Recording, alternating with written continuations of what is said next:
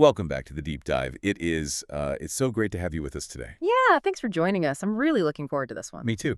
Because our mission for this session is to explore a really, a highly specific and intricately detailed worldview regarding some massive geopolitical events in the Middle East. Right. We are going to examine how, covert military action, these sweeping historical patterns, and this is the crazy part, ancient biblical prophecy all intersect in the eyes of one particular writer. It is a really complex intersection, and to navigate it, we're drawing entirely from just a single source today. It's an extensive blog post from the archives of a Finnish author and blogger named Samuel Tuominen. Right, dated March 7, 2026. Exactly. And this post, it attempts to synthesize everything from the literal mechanics of nuclear deterrence all the way down to the linguistic translation of political figures' names. It covers a lot of ground. It really does. But before we get into the weeds of this analysis, we do need to set some ground rules for today's discussion. Oh, absolutely. We definitely need to do that up front. Yeah. So as you listen today, you need to know that this source material contains some highly politically charged statements. Yeah, it doesn't hold back. No, it doesn't. The author makes some really harsh critiques of the political left, as well as what he refers to as the anti-Semitic woke right wing. Right. So I want to be explicitly clear to you, our listener. We are absolutely not taking sides here. Not at all. We are not endorsing any of the political, religious, or military viewpoints expressed in this source. Our goal today is strictly impartial. We're just here as your guides to unpack this author's ideas and convey exactly how he personally interprets these monumental global events. Yeah, we're just looking at the architecture of his argument. Exactly. And the scale of the claims in Tuominen's source is just massive. He is writing about a reported major U.S. and Israeli military strike on Iran, the alleged death of the supreme leader, a terrifying stockpile of 60% enriched uranium, and this proposed geopolitical treaty called the Cyrus Accord. Which he ties directly into ancient biblical texts. Right. The author is working with this vast timeline, stretching all the way from ancient Babylon to a very modern Washington, D.C. press conference. And he weaves all of it into a single cohesive narrative. It's quite the tapestry. Okay, let's unpack this. Because according to Tuominen's posts, we need to start with the breaking news lens, the factual baseline he establishes for his entire theory. Right, the catalyst for everything else. Yeah. He writes that on February 28, 2026, the United States and Israel launched a massive, coordinated attack on Iran. Under the military code names Operation Roaring Lion and Operation Epic Wrath. Yes. And the author details the immediate, really catastrophic results of those operations. The explicit goal of these strikes, according to his timeline, was to completely topple Iran's theocratic regime. A full decapitation strike. Exactly. Tuominen notes that on day one of this campaign, high-ranking officials were killed in Israeli airstrikes. Most notably, the supreme leader himself, Ayatollah Ali Khamenei. Wow. And Tuominen contextualizes this strike not as an isolated incident, right? He frames it as the unavoidable culmination of over 2 years of relentless Iranian aggression following the October 7 terror attacks. Yeah, he sees it as the boiling over of a regional conflict that had already included numerous drone and ballistic missile strikes against Israel. Right. But building on that, the author brings in a very poignant human element to illustrate the internal state of the country. This part was really striking. It was. He describes the reaction to the Ayatollah's reported death by cloning that Iranians around the world were allegedly dancing in the streets. Yeah. And inside Tehran, the Post claims citizens were literally shouting praise for Israeli Prime Minister Benjamin Netanyahu from their apartment balconies. Which is a wild image when you consider the history there. Totally wild. But Tuominen emphasizes that this jubilation stems from the fact that these fallen officials had, just in recent months, killed tens of thousands of domestic protesters. Right, people who were demanding their country back from their oppressors. For the author, this internal fracture meant the regime's collapse was no longer a question of if, but when. So the military strikes were just the catalyst. But that brings up the question of timing. Why did Operations Roaring Lion and Epic Wrath happen exactly when they did? The nuclear tipping point. Exactly. Yeah. To answer the timing question, Tuominen points to a Fox News interview with Steve Witkoff. The Middle East envoy for the Trump administration. Right. And Witkoff claimed that during negotiations, Iranian officials openly admitted they were in possession of 460 kilos of 60% enriched uranium. What's fascinating here is the technical reality of that specific percentage. The 60% mark. Yes. The author argues that this specific nuclear threshold is what forced the immediate, decisive military intervention. To really understand why 60% enrichment is the trigger, you have to look at the mechanics of nuclear breakout times. Okay, break that down for us. Enriching uranium to 60% is not just a halfway point. In terms of the actual separative work required, the literal physical effort of spinning the centrifuges reaching 60% means you've already done about 99% of the effort needed to reach 90% weapons-grade material. Wow. So 60% sounds like you still have a long way to go, but you really don't. You don't at all. You're practically at the finish line. So it transforms the situation from a long-term political concern into a ticking clock measured in days. Precisely. Witkoff noted that 460 kilos is enough material to manufacture 11 nuclear bombs. At 60% enrichment, they were potentially just days away from a final breakout. Just days. Yeah. Tuominen argues that if Iran had successfully crossed that final 1% threshold of effort and built those weapons, regime change would have become an impossible risk. Because you can't invade a nuclear power without risking the end of the world. Exactly. The United States and Israel had to act before the Middle East was permanently held hostage by a nuclear-armed theocracy. And that technical urgency transitions perfectly into the author's historical analysis, which is the second major theme of his post. Tuominen asks his readers to look backward to understand the present.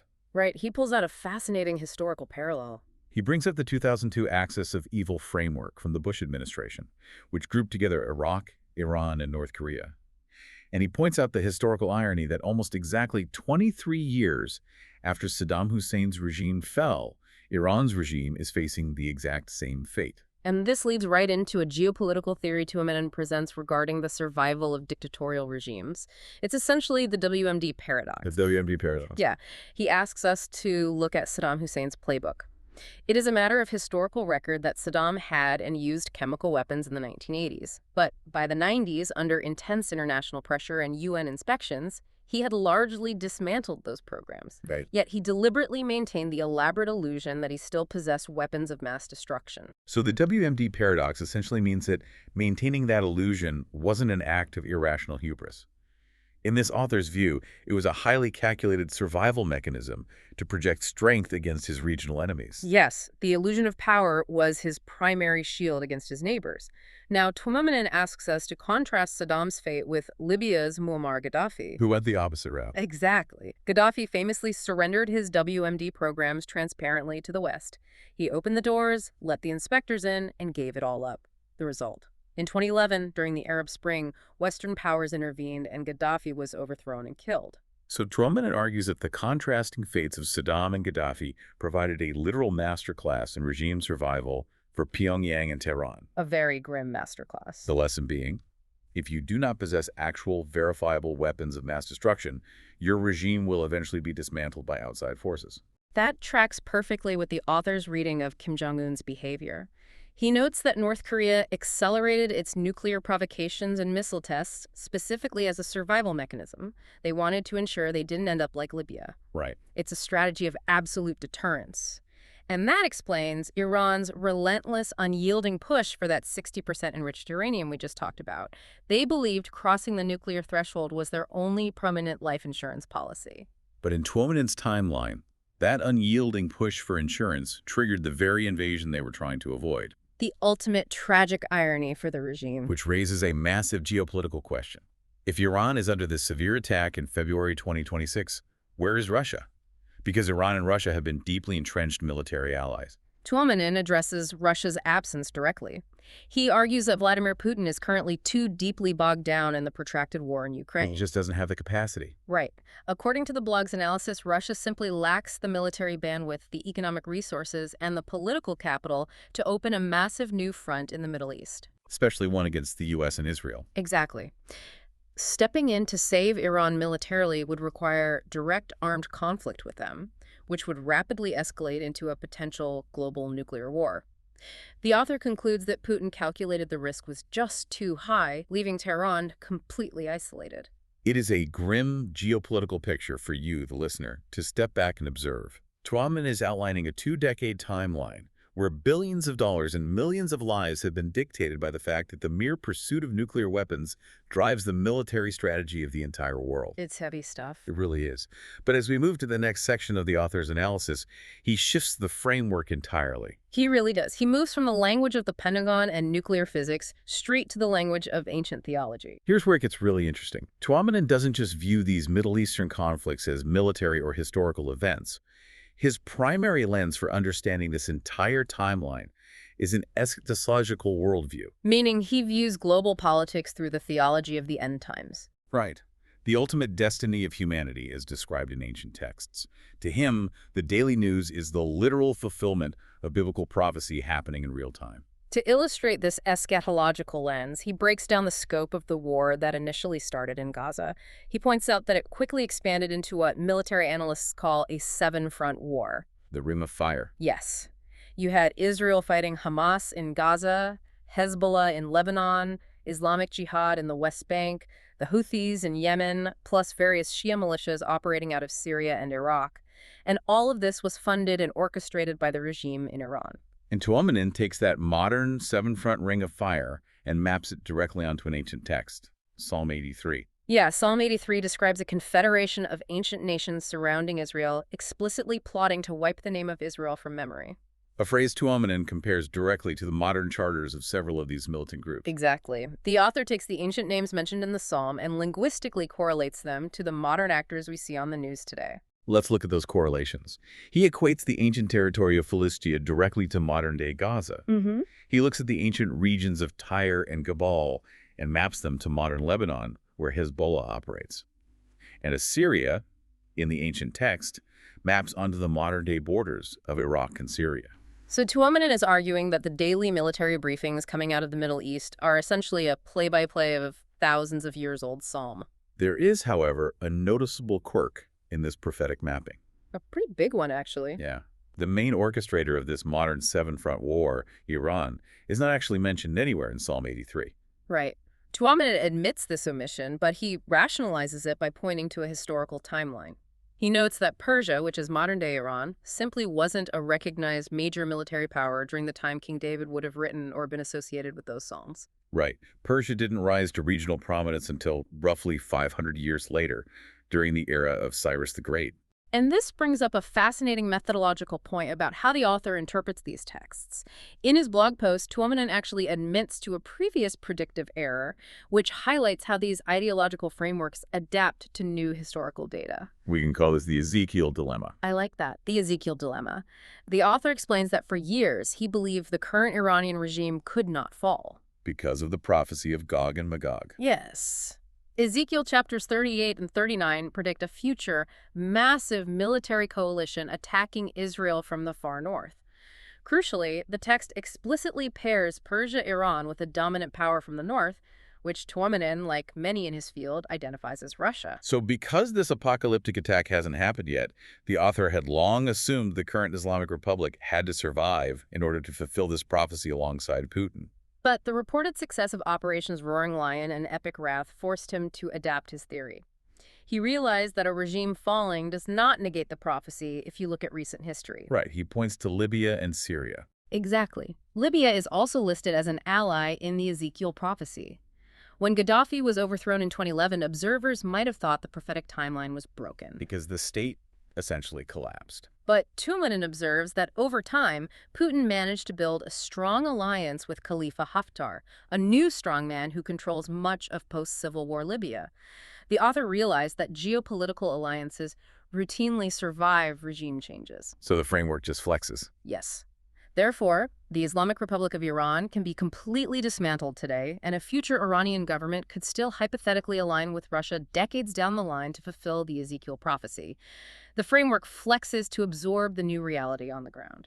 Which brings us to the future of Iran. Yeah. And the final major theme of Tuominen's post. If the theocratic regime falls, who fills the power vacuum? The author points to the exiled crown prince, Reza Pahlavi, the eldest son of the last Shah of Iran. According to the source, Pahlavi has positioned himself as a central unifying figure for the Iranian opposition. The blog post details a recent press conference Pahlavi held in Washington, D.C., where he laid out a highly specific 100-day plan for a post-theocratic Iran. And Tuamanin highlights that this 100-day plan is designed to prevent the kind of chaotic power vacuums we saw in Iraq after Saddam fell. Right. Pahlavi focused on immediate economic recovery, the seamless transition of public services and utilities, and establishing the groundwork for a secular, democratic, free Iran. He also explicitly stated he does not want to return to Tehran as a monarch. His stated goal is for the Iranian people to democratically vote for their leaders. But for the author of our source, the most explosive part of Pahlavi's press conference wasn't his domestic policy. It was his vision for foreign affairs. Yes, this is where it all ties together. Pahlavi proposed expanding the framework of the 2020 Abraham Accords to include a newly free Iran, effectively creating a massive, unprecedented regional alliance centered on peace and economic prosperity between Israel, Arab nations, and Persia. And Pahlavi suggested naming this new regional treaty the Cyrus Accord. Named, of course, after Cyrus the Great, the ancient Persian ruler who conquered Babylon and famously freed the captive Jewish people, allowing them to return to Jerusalem to rebuild their temple. Hearing the phrase Cyrus Accord from the Iranian crown prince immediately triggered Tuamanin's prophetic radar. He connects this potential megatreaty to the Book of Daniel, specifically Daniel 9.27. Which is a huge verse in eschatology. It is. This verse predicts a 7-year covenant or peace treaty that will be forged or confirmed by the Antichrist. The author has spent years writing about this verse, trying to guess who would step onto the world stage to broker this ultimate Middle East peace deal. At one point in 2016, he even guessed it might be Britain's Prince Charles. Which is fascinating. But with the proposal of the Cyrus Accord, Tuamanin shifts his focus entirely back to the architect of the original Abraham Accords, Donald Trump. And this is where the author's methodology gets incredibly granular. He doesn't just look at Trump's political actions or his diplomatic history. He dissects his literal name. His actual name. Yes. If we connect this to the bigger picture, the author is actively synthesizing political actors into literal theological archetypes. To prove that Trump fills the modern role of Cyrus the Great, the author provides a strict etymological breakdown of Trump's full name. Okay, let's hear it. He traces Donald to a Proto-Celtic root, meaning world ruler or ruler of the world. So he's moving past Trump's actual policies and arguing that his literal linguistic name is what qualifies him for this prophecy. That is a remarkably granular way to read geopolitics. It is highly specific. He continues by noting that John is derived from Hebrew, meaning Yahweh has favored or God has been gracious. And the last name. Finally, he traces Trump to the Latin word triumphus, meaning surpassing excellence, victory, or a triumphal procession. So when you put all of that together, the author argues that Donald John Trump literally translates to a God-favored, triumphant world ruler who surpasses others in excellence. For Tuamanin, this is not political idol worship. He insists this is simply the literal linguistic truth of the name, reinforcing his belief in Trump's destiny to broker this prophetic Cyrus Accord. So what does this all mean? We've covered incredible ground today from a single blog post. We started with Tuamanin's timeline of a covert military strike triggered by 460 kilos of 60% enriched uranium. We journeyed through the psychological Cold War logic of the WMD paradox that doomed Gaddafi and protected Kim Jong-un. We explored how the author maps a modern seven-front war onto the ancient geography of Psalm 83. And we ended with the exiled Prince of Iran proposing a treaty that this writer believes will fulfill end-times prophecy, guided by a U.S. president whose very name supposedly translates to triumphant world ruler. It's a breathtaking synthesis of data points. It really is. And I think the key takeaway for you, our listener, is realizing how facts on the ground are often just the starting point for global narratives. We typically consume news objectively. A uranium threshold is crossed, a missile strike happens, a diplomatic treaty is drafted. But this deep dive shows that when you filter international news through the lens of ancient eschatology, the meaning of those events changes entirely. A peace treaty isn't just a political win or an economic boon. No, to millions of people, it becomes a cosmic event. A regime change isn't just about regional stability, it's about clearing the stage for a divine timeline. It completely changes the invisible stakes of everyday news. And I want to leave you with a final thought to mull over as you go about your week. When you have a situation where deeply religious factions in the Middle East Opposition leaders proposing the Cyrus Accord and political observers in the West are all independently reading these geopolitical shifts through the lens of ancient prophecies. You introduce the concept of a self-fulfilling prophecy. That is a fascinating angle. Right. If multiple global actors implicitly believe they're acting out a predetermined divine script, does their absolute certainty make the apocalyptic outcomes they are preparing for an inevitability? If everyone believes a cosmic clash is written in the stars, does that shared belief eventually force the hands of diplomats to pull the trigger here on Earth? That is a heavy question. It's something to think about the next time you read the headlines. Thank you so much for joining us on this deep dive. We'll catch you next time.